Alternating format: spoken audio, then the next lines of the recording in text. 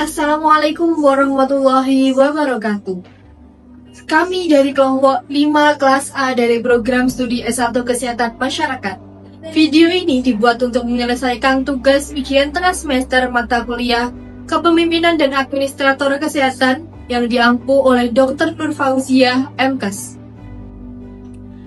Bayangkan ketika di pagi hari, puskesmas penuh dengan pasien. Antrian terus bertambah, tenaga kesehatan kewalahan, dan pelayanan menjadi terlambat.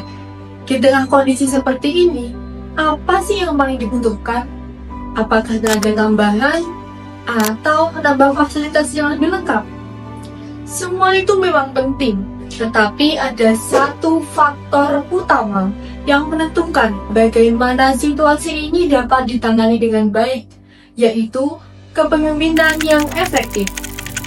Karena keberhasilan suatu organisasi kesehatan sangat ditentukan bagaimana seorang pemimpin mampu mengambil keputusan, mengarahkan tim, dan menjaga kualitas pelayanan. Sebelum masuk ke pembahasan materi, perkenankan kami untuk memperkenalkan diri terlebih dahulu.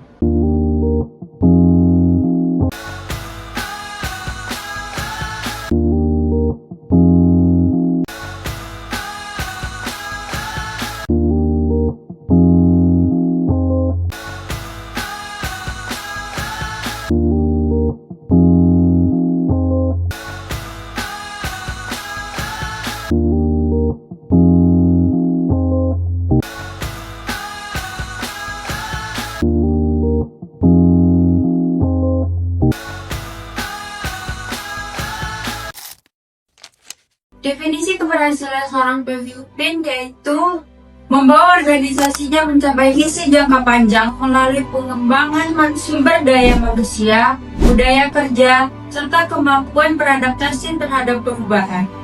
Dalam organisasi kesehatan, keberhasilan ini dapat dilihat dari beberapa aspek. Yang pertama yaitu tercapainya target program kesehatan, meningkatnya kualitas pelayanan, dampak nyata keberhasilan masyarakat yang dilayani, dan meningkatkan kinerja tim. Secara keseluruhan, keberhasilan pemimpin dapat dilihat dari hasil nyata yang dirasakan oleh masyarakat dan tenaga kesehatan. Faktor pertama yang mempengaruhi suatu keberhasilan kepemimpinan adalah faktor internal. Faktor ini berasal dari dalam diri pemimpin. Faktor yang pertama adalah kompetensi, di mana kemampuan yang dimiliki pemimpin meliputi kompetensi teknis yang sesuai dengan bidang kerja, kemudian kompetensi manajerial dari perencanaan, pengorganisasian hingga evaluasi, kemudian kompetensi sosial seperti komunikasi dan hubungan interpersonal. Faktor internal yang kedua adalah kepribadian. Ciri-ciri kepribadian seorang pemimpin adalah memiliki sikap yang percaya diri, memiliki integritas tinggi dan tanggung jawab, serta kestabilan secara emosional. Yang ketiga adalah motivasi dan komitmen. Dalam hal ini perlu adanya dukungan internal untuk mencapai tujuan dan dedikasi terhadap organisasi serta semangat kerja yang tinggi. Kemudian faktor yang terakhir yakni kecerdasan emosional atau emotional intelligence, di mana kemampuan ini untuk mengelola emosi diri, memahami emosi orang lain, serta membangun hubungan yang humoris. Selanjutnya adalah faktor yang mempengaruhi keberhasilan kepemimpinan, yaitu faktor eksternal. Faktor eksternal merupakan faktor yang berasal dari luar diri pemimpin, namun memiliki pengaruh yang sangat besar terhadap keberhasilan organisasi. Faktor eksternal meliputi lingkungan organisasi, dukungan tim, serta kondisi sosial dan politik. Yang pertama adalah lingkungan organisasi. Lingkungan organisasi mencakup budaya organisasi, struktur organisasi, sistem kerja, serta kebijakan yang berlaku. Budaya organisasi yang baik seperti disiplin, kerjasama, dan komunikasi yang terbuka akan memudahkan pemimpin dalam menjalankan tugasnya. Selain itu, struktur organisasi yang jelas juga membantu pembagian tugas dan tanggung jawab menjadi lebih terarah. Sebagai contoh, dalam sebuah puskesmas, adanya pembagian peran antara dokter, perawat, bidan, dan tenaga gizi akan membantu pelayanan berjalan lebih efektif. Faktor yang kedua adalah dukungan tim. Dukungan tim meliputi kerjasama tim, loyalitas bawahan, dan kompetensi anggota tim. Seorang pemimpin tidak dapat bekerja sendiri. Keberhasilan program kesehatan seperti imunisasi, posyandu, maupun penanganan stunting sangat membutuhkan kerjasama dari seluruh anggota tim. Jika anggota tim memiliki kompetensi yang baik dan loyal terhadap organisasi, maka target pelayanan kesehatan akan lebih mudah tercapai. Faktor yang ketiga adalah kondisi sosial dan politik. Hal ini mencakup stabilitas lingkungan kerja, kebijakan pemerintah, dan pengaruh eksternal organisasi. Sebagai contohnya, yaitu keberhasilan program kesehatan masyarakat seringkali dipengaruhi oleh kebijakan dari dinas kesehatan atau pemerintah daerah, seperti program imunisasi wajib dan penanganan stunting. Dengan demikian, dapat disimpulkan bahwa faktor eksternal memiliki peran yang penting dalam menentukan keberhasilan kepemimpinan di organisasi kesehatan. Keberhasilan seorang pemimpin sangat dipengaruhi oleh gaya kepemimpinan yang digunakan. Secara umum, terdapat beberapa gaya kepemimpinan seperti otoriter yang berpusat kepada pemimpin, demokratis yang melibatkan anggota dalam pengambilan keputusan, serta laissez-faire yang memberikan kebebasan kepada anggota. Pemimpin yang efektif adalah mereka yang mampu menyesuaikan gaya kepemimpinan dengan situasi dan kondisi yang dihadapi. Selain itu, pemimpin yang berhasil juga harus memiliki kemampuan komunikasi yang baik. Komunikasi yang jelas dan efektif akan membantu menyampaikan visi dan tujuan organisasi. Tidak hanya itu, kemampuan mendengar aktif juga penting agar pemimpin dapat memahami kebutuhan dan masukan dari anggota tim. Pemimpin juga dituntut memiliki kemampuan dalam pengambilan keputusan. Keputusan yang baik adalah keputusan yang diambil secara tepat, cepat, berdasarkan data dan fakta, serta disertai keberanian untuk menanggung risiko. Dalam organisasi kesehatan, kemampuan ini menjadi sangat krusial karena setiap keputusan dapat berdampak langsung pada keselamatan dan kualitas pelayanan pasien. Terakhir, pemimpin perlu memiliki kemampuan manajerial yang mencakup fungsi perencanaan, pengorganisasian, pelaksanaan, dan pengawasan. Dengan kemampuan ini, pemimpin dapat memastikan bahwa seluruh proses dalam organisasi berjalan dengan efektif dan efisien. Studi kasus pertama kita berasal dari India, yang dimana kisah ini dianggap sangatlah mustahil oleh banyak pakar kesehatan di dunia dan menjadi salah satu pencapaian terbesar di abad ke-21, yang dimana India kan merupakan suatu negara dengan angka penduduk yang sangat tinggi, 1 miliar penduduk dengan infrastruktur yang belum merata dan kepercayaan masyarakat terhadap vaksin yang masih sangat rendah. Pada awal tahun 1990-an, India mencatat lebih dari 150.000 kasus polio setiap tahunnya. Lalu apa yang terjadi? Melalui sebuah kepemimpinan yang berani dan terencana, India berhasil membalikkan situasi itu sepenuhnya.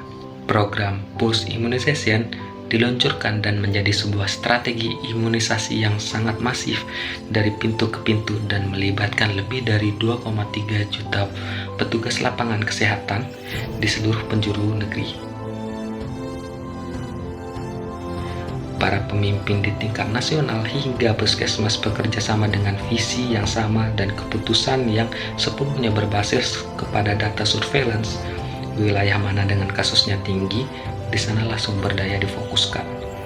Hasilnya sangat luar biasa. Pada tahun 2011, tidak ada satupun kasus polio baru yang tercatat di India, dan pada 27 Maret 2014, Organisasi Kesehatan Dunia atau WHO secara resmi menyatakan India bebas polio. Model kepemimpinan ini kemudian menjadi rujukan program imunisasi di seluruh dunia. Dan apa pelajaran yang dapat diambil? Keberhasilan ini menunjukkan bahwa kepemimpinan yang efektif bukan sekedar memberi perintah, tetapi merupakan pemberian visi yang jelas, pemberdayaan tim di lapangan, dan mengambil keputusan berdasarkan data. Ini adalah contoh nyata dari faktor internal kepemimpinan, kompetensi, motivasi, dan komitmen yang berpadu dengan faktor eksternal seperti dukungan dan kebijakan pemerintah, serta kerjasama tim dari lintas sektor. Pada studi kasus kedua, salah satu contoh yang pernah terjadi di organisasi kesehatan adalah tingginya turnover perawat rumah sakit di Rumah Sakit Depok. Sebelum membahas lebih lanjut, turnover merupakan kondisi ketika tenaga kerja keluar mengundurkan diri atau berpindah dari suatu organisasi ke tempat kerja lain dalam periode tertentu. Dalam konteks rumah sakit, turnover yang tinggi berarti banyak perawat yang meninggalkan tempat kerjanya, sehingga jumlah tenaga kesehatan menjadi berkurang. Berdasarkan data dari unit SDM Rumah Sakit Permata Depok, angka turnover yang pernah terjadi di tahun 2016 mencapai 29% dengan 23 perawat keluar dari total 78 perawat. Kemudian pada tahun 2017 sebesar 20%, yaitu 16 perawat keluar dari total 80 perawat. Lalu pada tahun 2018 kembali meningkat menjadi 28% dengan 25 perawat keluar dari total 89 perawat. Jika dibandingkan dengan turnover ideal dalam organisasi yaitu 5-10% per tahun, maka angka tersebut tergolong cukup tinggi dan melebihi batas optimal. Nah, angka turnover yang tinggi akan menyebabkan kelelahan kerja, menurunnya motivasi, serta berpotensi menurunkan kualitas pelayanan kepada pasien. Dalam situasi seperti ini, peran kepemimpinan menjadi sangat penting. Kepemimpinan rumah sakit harus mengevaluasi penyebab tingginya turnover, seperti beban kerja yang tinggi, lingkungan kerja yang kurang mendukung, keputusan kerja yang rendah, serta komunikasi kurang efektif antara pemimpin dan staf. Selain itu, pemimpin juga perlu mengambil langkah strategis seperti memperbaiki sistem kerja, memberikan dukungan tenaga kerja, serta menciptakan lingkungan kerja yang lebih nyaman dan kolaboratif. Studi kasus ini menunjukkan bahwa keberhasilan kepemimpinan sangat berpengaruh terhadap stabilitas organisasi. Pada studi kasus berikutnya, kami mengambil contoh penelitian yang dilakukan di Puskesmas Cimalaka, Kabupaten Sumedang, Jawa Barat, yang dipublikasikan pada 31 Maret 2026. Penelitian ini dilakukan karena adanya kebutuhan untuk melihat seberapa besar peran kepemimpinan kepala puskesmas dalam meningkatkan kinerja dan motivasi tenaga kesehatan. Hal ini penting karena puskesmas merupakan fasilitas pelayanan kesehatan tingkat pertama yang berhubungan langsung dengan masyarakat. Apabila kepemimpinan di dalam organisasi tidak berjalan baik, maka pelayanan kepada pasien juga dapat terganggu, seperti lambatnya pelayanan, kurang optimalnya koordinasi antar tenaga kesehatan, serta menurunnya motivasi kerja tim. Oleh karena itu, penelitian ini bertujuan untuk menganalisis bagaimana kepala puskesmas memimpin dan bagaimana pengaruhnya terhadap mutu pelayanan kesehatan. Metode yang digunakan dalam penelitian ini adalah pendekatan kualitatif dengan metode studi kasus. Pengumpulan data dilakukan melalui wawancara mendalam, observasi dan studi dokumentasi terhadap kepala puskesmas serta tenaga kesehatan yang dipilih secara purposis family. Dari hasil penelitian, ditemukan bahwa kepala puskesmas menerapkan kepemimpinan yang partisipatif, komunikatif, dan memberi keteladanan. Hal ini terlihat adanya komunikasi dua arah antara pemimpin dan juga staf, pelibatan tenaga kesehatan dalam mengambil keputusan, serta pemberian pembinaan dan motivasi kerja secara langsung. Sebagai contoh, kepala puskesmas tidak hanya memberikan instruksi, tapi juga mendengarkan masukan dari tenaga kesehatan terkait permasalahan pelayanan di lapangan.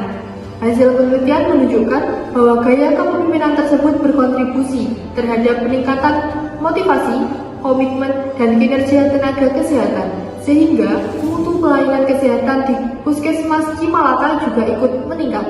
Dengan demikian, studi kasus ini menunjukkan bahwa kepemimpinan yang efektif memiliki peran yang strategis dalam keberhasilan organisasi kesehatan, khususnya dalam meningkatkan kualitas pelayanan kepada masyarakat.